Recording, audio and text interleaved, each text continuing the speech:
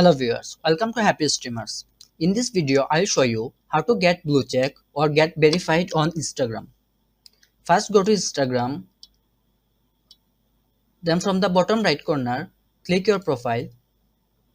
Then from the top right corner, click three dot icon. Then go to setting and privacy. Now scroll down to bottom,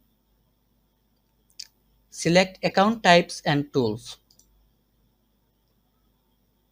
Now on the last option you will see request verification. Click there.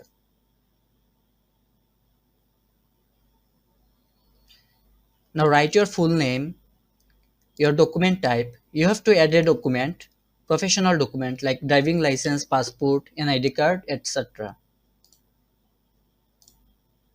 Then add file. On step 2, select your notability. If you are a public figure or celebrity or you want to brand your account, you have to select this. Select the category. Like if you are gamer, you can select gamer or you can select other. Now select the country or region. Now you can add links. You can add your article or social media account. Select the type, then write the URL, the link of your article or your social media account. Then scroll down to bottom and click submit. That's all. If you find this video useful, please like, comment and subscribe. Thank you.